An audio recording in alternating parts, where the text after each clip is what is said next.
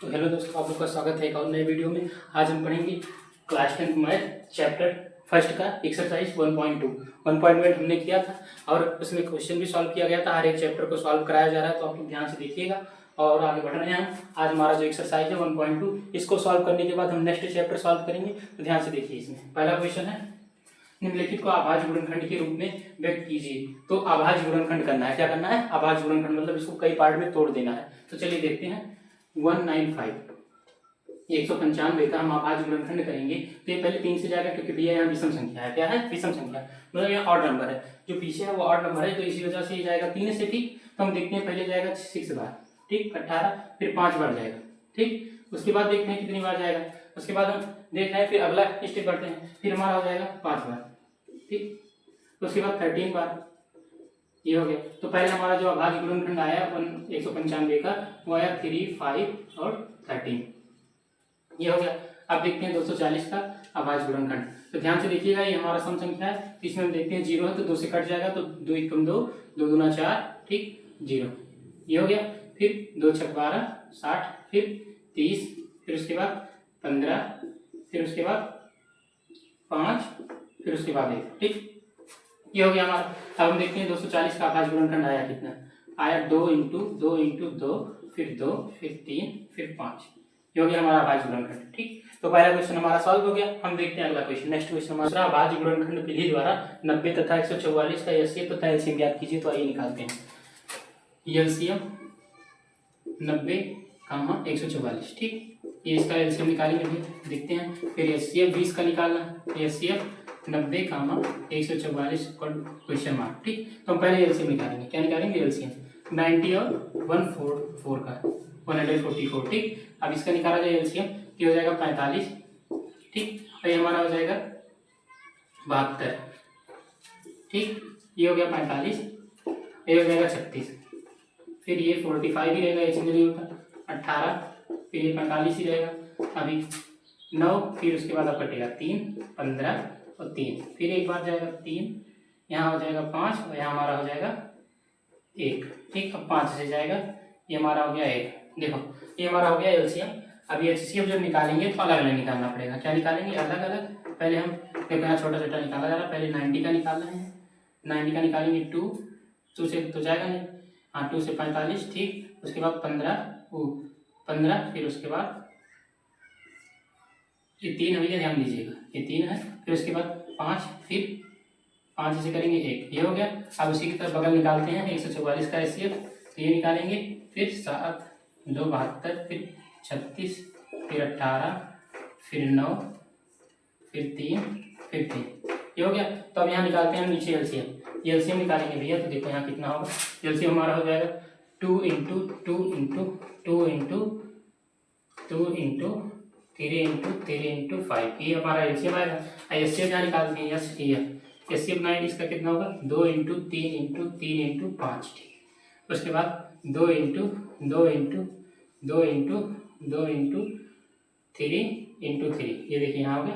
अब हम देखते हैं हमारा 3 का जोड़ा इसमें है, इसमें भी है, इसमें भी है 3, 2 बार 3 इसमें है, 2 बार 3 और 1 बार 2 है, ठीक। तो हमारा जो एचसीएफ होगा, तो 2 कॉमन होता है वही लिखा जाता है, 1 बार 2, 1 बार 3, 1 बार 3, ठीक। तो 3 दूना 6 दूना 3 दूना 6, 6 18, हमारा एचसीएफ आ गया 18। अब एलसीएम देखते हैं, तो 5 दूना 10 और 10 दूना 20, 20 दूना 40, 40 दूना 80, 8 3 24, 24 3 72, ठीक, 720।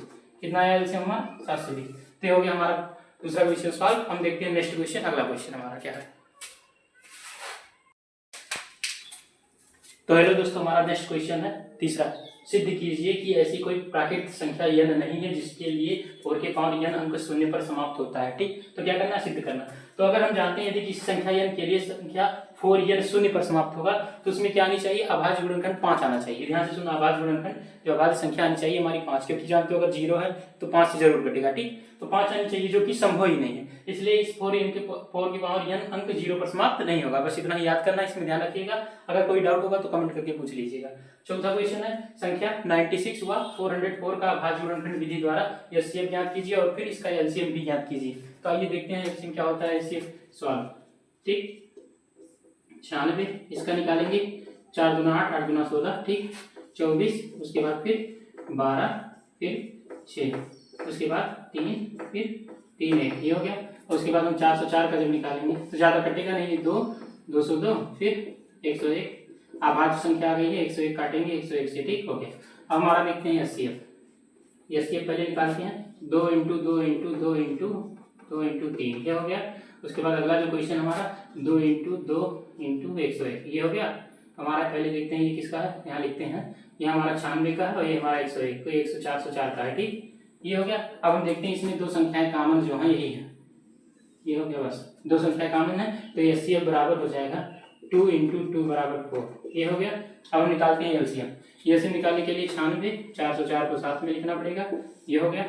फिर वही जाएगा 48 202 फिर वही 24 101 फिर 12 101 फिर 6 101 फिर 3 101 फिर 3 से जाएगा 1 101 फिर अब जाएगा 101 से, ठीक। ये हमारा कट गया, आ गया है, देखो इतना हो गया। अब हम क्या करेंगे, गुणा करते हैं इनका तो ठीक, 2 दूना 4 4 दूना 8 8 दूना 16 16 दूना 32 और 32 तियां देखते हैं, देखो 32 ठीक 32 तियां 3 दूना 6 और 3 त्रिका 9 96 ठीक, बस तियां 96। और उसके बाद हमारा आ गया 96, 96 में 101 का गुणा कर देंगे तो देखो फिर यहाँ आ जाएगा हमारा, देखो इसी का करेंगे तो 96 में 96 और 101 ठीक, ये देखो 6 0 फिर 6 फिर 9 0 9 ये 6 9 6 15 हाँ ठीक 9 और फिर 6 और 9 कितना आ गया 96 96 हमारा आंसर आ गया। तो एलसीएम हमारा कितना है 9696 ये हो गया हमारा एलसीएम, ये होगा हमारा एचसीएफ, ठीक ये सॉल्व हो गया। अगला क्वेश्चन देखते हैं हम 5वां, तो है दो संख्याओं का एचसीएफ 145 तथा एलसीएम 2175 है। यदि एक संख्या 725 है तो दूसरी संख्या ज्ञात कीजिए। तो ये बहुत आसान क्वेश्चन, इसमें एक फार्मूला होता है, ध्यान दीजिएगा आप लोग, एक फार्मूला होता है कौन सा, पहली संख्या इंटू पहली संख्या इंटू दूसरी संख्या इक्वल टू होता है एचसीएफ इंटू एलसीएम, ठीक ये होता है। अब हम क्या करेंगे, पहली संख्या देखो हमें एक संख्या पता है 725, दूसरी संख्या निकालना तो हम मानते हैं ए, ठीक क्या माना दूसरी संख्या, देखो दूसरी संख्या ए है, ठीक ये हो गया। अब हम देखते हैं और हमारा एचसीएफ कितना है 145, ठीक एलसीएम कितना 2175 ये हो गया। अब क्या करेंगे, हम इसको 95 के उधर जाएगा, यहाँ गुणे में है तो नीचे जाएगा भाग में, तो 145 गुणे 2175 ठीक, उसके बाद 725। अब देखते हैं कटता है, यहाँ 5 है यहाँ 5 है तो कट के देखते हैं कितने से 7 3 14 7 3 21 7 3 21 3 बार जाएगा तो 3 बार में ये कट जाएगा, कितनी बार में देखो यहाँ 7 3 21 कट जा रहा है 3 बार में, देखो 5 15 5 3 9 6 7 और 7 3 21 हो गया, कट गया, ठीक। हमारा बचा ए बराबर 144 इंटू 3 ये बचा। अब ए बराबर हो जाएगा 4 3 12 करेंगे 4 3 12 करेंगे 3 3 कम 3 4 ठीक 432। तो हमारी जो दूसरी संख्या आ गई कितनी 432। बढ़ते हैं अगले क्वेश्चन की तरफ। तो हमारा नेक्स्ट क्वेश्चन है, चलिए देखते हैं 6वां। सिद्ध कीजिए कि 5 माइनस रूट 3 एक अपरिमेय संख्या है। तो इसको कैसे सिद्ध करेंगे, ध्यान से देखिएगा। माना 5 माइनस रूट 3 एक अपरिमेय संख्या, अपरिमेय संख्या नहीं है, चलिए ठीक है अपरिमेय संख्या नहीं है तो क्या है भैया, जब अपरिमेय संख्या नहीं है तो अर्थात 5 माइनस रूट 3 क्या है, परिमेय संख्या है। तब परिभाषा से हम जानते हैं कि 5 माइनस रूट 3 बराबर पी अपान क्यू, मतलब जो पी पर बाई क्यू के रूप में होता है वही परिमेय संख्या है। तो परिभाषा से हमारा हो गया 5 माइनस रूट 3 बराबर पी अपान क्यू, क्या हो गया परिमेय संख्या। फिर 5 माइनस इसको पक्षांतर करेंगे, इसको रूट 3 को पक्षांतर करेंगे इधर, ठीक। उसके बाद हमारा हो गया 5 minus p upon q equal to root 3, 5 q minus p upon q ठीक इक्वल टू रूट 3। रूट 3 एक परिमेय संख्या है, हम जानते हैं रूट 3 क्या है, परिमेय संख्या, क्योंकि 5 माइनस क्यू माइनस पी एक परिमेय संख्या है, ये भी हम जानते हैं। ये दोनों क्या है, परिमेय संख्या, जो कि एक विरोधाभास क्यू है। देखो जो विरोधाभास क्या है, जो कि विरोधाभास है, अतः 5 माइनस रूट 3 क्या है, अपरिमेय संख्या है, बस हो गया। दर्शाइए कि रूट, ये देखिए 7वां क्वेश्चन हमारा, दर्शाइए कि 3 रूट 2 एक अपरिमेय संख्या है, ठीक। तो माना कि 3 रूट 2 एक परिमेय संख्या है, ठीक, मतलब अपरिमेय संख्या नहीं है तो क्या माना, परिमेय संख्या होगा, जब अपरिमेय नहीं होगा। तब परिभाषा से होता है 3 रूट 2 बराबर पी अपान क्यू, इसको पक्षांतर करेंगे, ठीक। तो रूट 2 बराबर हो जाएगा पी अपान 3 क्यू, पी अपान 3 क्यू एक परिमेय संख्या है, इसलिए रूट 2 भी एक क्या है, परिमेय संख्या है, जो कि एक विरोधाभास है, अर्थात 3 रूट 2 एक अपरिमेय संख्या होगा, ठीक। अब देखते हैं इसको सॉल्व को, अगला जो क्वेश्चन हमारा अगला क्वेश्चन हमारा जो है 8वां नंबर, यदि HCF 99, 153 बराबर 9 तब LCM 99, 153 का मान ज्ञात कीजिए। अब हम 99 का LCM निकालेंगे और 153 का, ठीक, बाकी किसी से कोई मतलब नहीं है। तो 3 से जाएगा पहले, 3 3 का 9, 3 3 का 9, ठीक, ये जाएगा 3 5 15 51, फिर 11 3 35 और 17 3 51, ये दोनों अभाज्य संख्या हैं, तो यहाँ 1 और ये 17 भी अभाज्य संख्या है, तो ये भी क्या हो जाएगा 1, ठीक, ये हो गया। अब इसका एलसीएम जो हम निकालेंगे LCM, ठीक, कितना जाएगा 3 × 3 × 11 × 17, ये हो गया। अब इसका हम जब गुणा करेंगे तो 11 3 35, 35 3 99, कितना हो गया 99 × 17। अब इसका मल्टीप्लाई करेंगे 17 9 कितना होगा, देखो 17 99 963 3, यहाँ हमारा आया 6 और 963 6 कितना होगा 63 होगा 72, ये हो गया 1 9 के 9 1 9 के 9 3 9 9 18 के 8 9 6 15 1 16 हो गया। देखो कितना है 16 83, ये हमारा हो गया आंसर, बस एलसीएम हो गया। अब हम बढ़ते हैं नेक्स्ट क्वेश्चन की तरफ, देखते हैं अगला क्वेश्चन। तो देखो हमारा नेक्स्ट क्वेश्चन, अगला क्वेश्चन जो है उसको देखते हैं। दो संख्याओं का एचसीएफ कितना है 16 तथा गुणनफल 3072 है, इनका एलसीएम ज्ञात कीजिए। क्या निकालना है, एलसीएम ज्ञात करना भी है, ठीक, तो हम सॉल्व करते हैं सॉल्व, ठीक। देखो एक फार्मूला होता है HCF into LCM equal to होता है दो संख्याओं का गुणनफल, दो संख्याओं का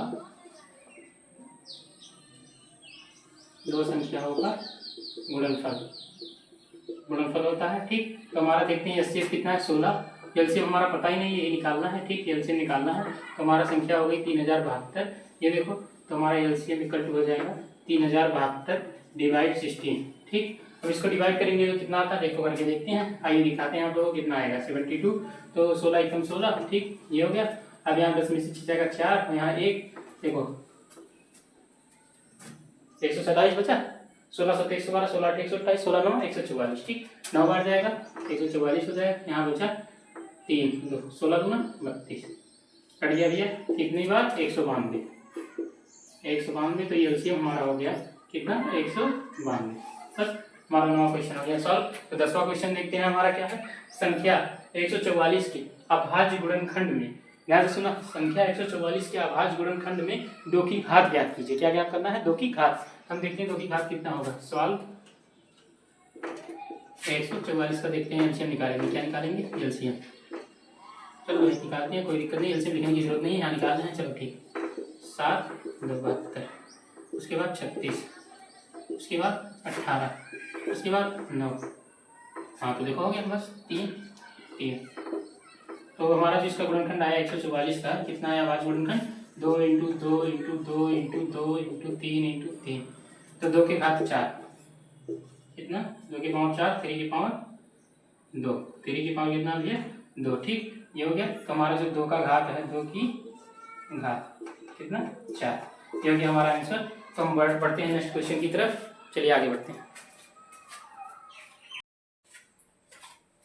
तो हम देखते हैं अगला क्वेश्चन हमारा 11वां क्वेश्चन कौन सा है, संख्या 196 अभाज्य, संख्या 196 के अभाज्य गुणनखंड में घातों का योग ज्ञात कीजिए। तो चलिए देखते हैं, बहुत आसान क्वेश्चन है, कठिन नहीं है, सॉल्व, ठीक, सॉल्व करेंगे 196 का अभाज्य गुणन, तो 196 का हम पहले एलसीएम निकाल लेंगे, ठीक। तो 9 × 18 और 1 बचा 8 × 16 98, फिर 4 × 8 9 × 18 49, फिर कटेगा नहीं 7, फिर 1 हो गया, हमारा 1 हो गया, ठीक। अब एलसीएम हम देखते हैं इनका आया, जैसे हम नहीं निकालेंगे घात निकालना, तो एलसीएम जो पहले देख लेते हैं कितना है 2 2 7 7, तो जो भी आया 2 के पावर 2 में है, 7 के पावर 2 में है, तो घातों का योग जो होगा यहाँ पर 2 + 2 = 4, ठीक, बस हो गया आंसर। अगला क्वेश्चन देखते हैं, बराबर 2 के पावर 3 × 3 × 5 तथा 2 के पावर 4 × 5 × 7 का एलसीएम ज्ञात कीजिए, ठीक, एलसीएम निकालना है। तो देखते हैं क्या होता है, एलसीएम हम देखते हैं क्या होता है, तो सॉल्व करेंगे, ठीक, 2 के पावर 3 × 3 × 5 इसका, और इंटू 2 के पावर 4 × 5 × 7 का एलसीएम निकालना है। हम देखते हैं कितना होगा, तो पहले हम देखते हैं, यहाँ इसको तोड़ लेंगे 3 पार्ट में, तब करेंगे गुणनखंड, यहाँ देखते रहिएगा आप लोग, बस ठीक, 2 into 2 into 2 into 2 into 5 into 7 हो गया। ठीक, अब देखो 5 गुना 10 और 10 गुना 20 और 20 गुना 40 और 40 किया 120, ये हो गया। ठीक, 5 गुना 10, 10 गुना 20, 20 गुना 40, 40 गुना 80, 80 और 8 से 56, 560, कितना हो गया 560। अब 12 देखो 12 से 72 दो, फिर उसके बाद 7 बचा, 12 पंचे 60, 60 और 7 67, ये हो गया 6700, 6000 देखो 67,200, ये आंसर आया, ये हो गया एलसीएम। तो अब आगे बढ़ते हैं नेक्स्ट क्वेश्चन की तरफ। अगला क्वेश्चन देखते हैं। तो 14वां के बाद हमारा 15वां क्वेश्चन अभी है। संख्या 20,570 का अभाज्य गुणनखंड याद कीजिए। तो देखते हैं, निकालते हैं कितना होगा। तो देखते हैं, 2 से जाएगा, 2 एकम 2 और फिर 0 हो जाएगा, 2 दूना 4 और फिर 8 दूना 16, 5 दूना 10, ये हो गया। फिर उसके बाद 2 से जाएगा, नहीं जाएगा। अब हमारा जाएगा 5 से जाएगा कितना, ठीक 2, फिर 0, फिर 5 25 और 7 5 35। अब जाएगा 11 से, तो 11 एकम हो जाएगा 11। देखो यहाँ देखो 11 से जाएगा, क्यों जाएगा आपको हम यहाँ बता रहे हैं। देखो 11 एकम 11 होगा, यहाँ 11। अब यहाँ इधर चला है, यहाँ 9 बचा 5, फिर 11 8 88, 88 हो गया। ठीक, अब हम देखते हैं 15 में से 8 गए 7 और फिर 77, 11 से 77, ठीक कट गया। ये देखो कितनी बार गया 187, 187, फिर 11 बार जाएगा, ध्यान से देखना, 11 एकम 11 होगा और फिर 11 एकम 11 होगा। ठीक, 11 का रेडियन होगा 187। देखो हम देखते हैं 11 से 77, 77 17 बार जाएगा। फिर हम देखते हैं 17 से जाएगा एक बार। हमारा आ गया जो अभाज्य गुणनखंड, अभाज्य गुणनखंड कितना आ गया भैया, देखते हैं 2 इंटू 5 इंटू 11 गुणे 11 इंटू 17, ये हो गया अभाज्य गुणनखंड। इसको ऐसे भी लिख सकते हैं 2 इंटू 5 इंटू 11 के पावर 2 इंटू 17, ये हो गया आंसर। तो ध्यान रखिएगा आप लोग, ये चैप्टर हमारा समाप्त हो गया। अब हम बढ़ेंगे नेक्स्ट चैप्टर की तरफ। दूसरा चैप्टर जो हमारा पॉलीमर बहुपद, उसमें चलेंगे। तो उसमें जाने से पहले आप लोग थोड़ा ध्यान रखिएगा कि अगर आप लोग को इसका नोट्स चाहिए, अगर मैथ के पीडीएफ का नोट्स चाहिए आप लोग को, इंपॉर्टेंट क्वेश्चन का जो 2026 में आने वाले हैं बोर्ड एग्जाम में, उसका अगर पीडीएफ चाहिए तो नीचे दिए गए व्हाट्सएप नंबर पर मैसेज करिए, आप लोग को पीडीएफ प्रोवाइड कर दिया जाएगा। क्लास को ज्यादा से ज्यादा शेयर करिएगा और कोई भी डाउट हो तो व्हाट्सएप नंबर पे आप भेजिएगा, वहां पर आप लोग का डाउट क्लियर किया जाएगा। और जल्द ही आप लोग को एसएसटी का क्लास भी देखने को मिलेगा, क्लास 10 का। ठीक, तो धन्यवाद, मिलते हैं फिर अगले वीडियो में।